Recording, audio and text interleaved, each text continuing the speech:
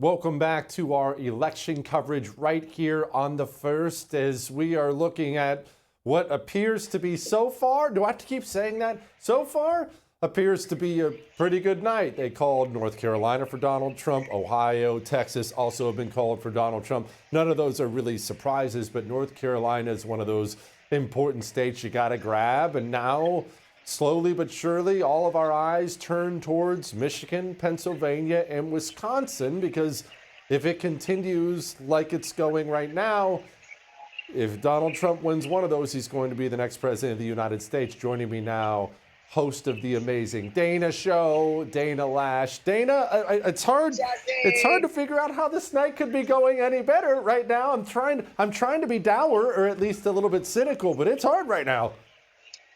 Jesse, God love you. I have to let everybody know. Normally I wear black all the time because I can't dress myself, right? And because I'm a retired goth kid.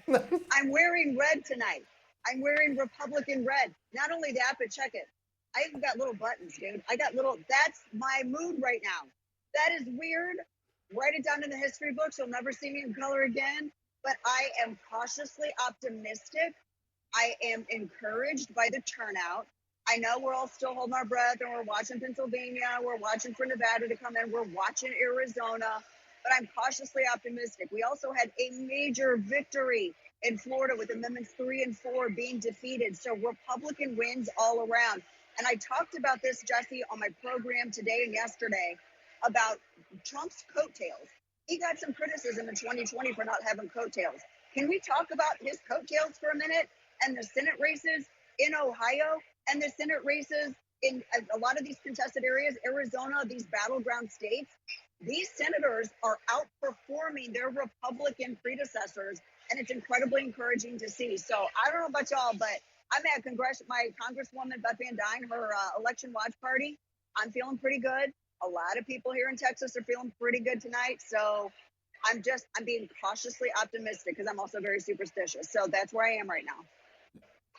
That's exactly where I'm at, Dana. Like, I don't want to say the words because then I'm worried God will come down and say, Jesse, you shouldn't have done that. But it feels like it's going to be a big night. And obviously that we'll have all day tomorrow. I'm sure you'll be breaking all this stuff down on your show. But it does feel good to have a potential nationwide scolding of Democrats for how they've conducted themselves in the last 4 years. And that, it feels like that's a lot of what this is, just disgust with how Democrats run things. I agree. I feel like people are incredibly fed up. They are so disgusted by the party leaving them. I mean, I was giving it's anecdotal, but I was talking today about my agent. He's like a New York Democrat, lifelong Democrat, family Democrat, New York Jewish man. And he was saying, you know what, the party, he was confiding in me. He was saying that he really felt like the party made a monumental shift towards something dangerous these past 4 years. The man's been to a gun range. He's talking about liking Republican policies. And he's not the only one. I got a lot of my friends, Jesse, in New York, in Chicago, in Los Angeles that are like, yeah, we feel like the party left us. And I think that Kamala Harris, honestly, picking Tim Walz and not picking Josh Shapiro because of the anti-Semitism of the party is not going to be just an epitaph for Kamala Harris's political career, but I think it's also a huge shift in the party at large. And I think that we're going to see the repercussions for that well into the future, well beyond this election. No, I agree. And by the way, I should tell everybody, Ohio has just been called for Trump. Again, not too surprising at all, but Ohio has officially been called. So he is mopping up every state where he needs to mop up, has not lost any ground on those things.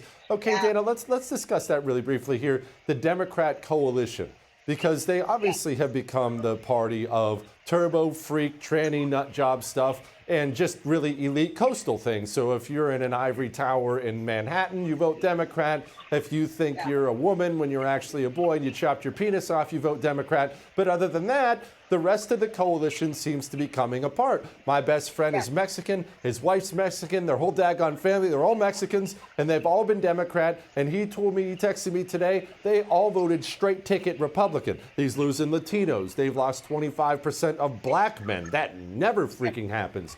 So what does a future Democrat coalition look like? I think that can go either two ways. I think the sensible person, and you and I are sensible people, we would like for that coalition to move back towards like a center position, more of like a Kennedy Democrat Party.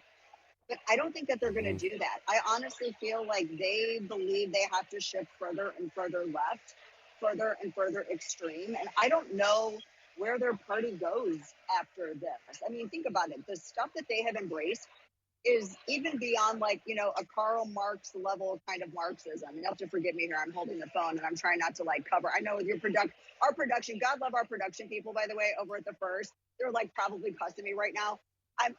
We're, you know what? We're living life. We're out here in the streets. We're bringing this home. We're out here talking with voters, and we're here. You know, there are people, Jesse, at this election watch party, to your point, who are first-time Republican voters.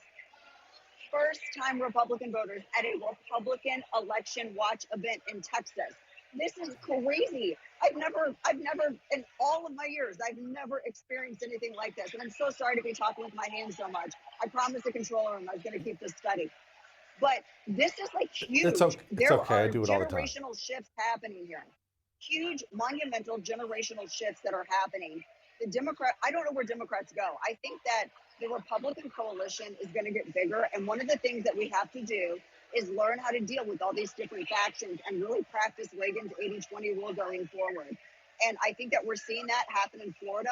We're seeing it happen in Ohio. We're seeing it happen in Texas. We're seeing it happen in Arizona, because think about all the Republicans that are coming together in those states that all have different interests that they would maybe perhaps prioritize. Maybe you would think, I mean, I put them on a gradient scale of Republicanism, but it's fascinating to see everybody come together and unite behind this common purpose, because the threat is great.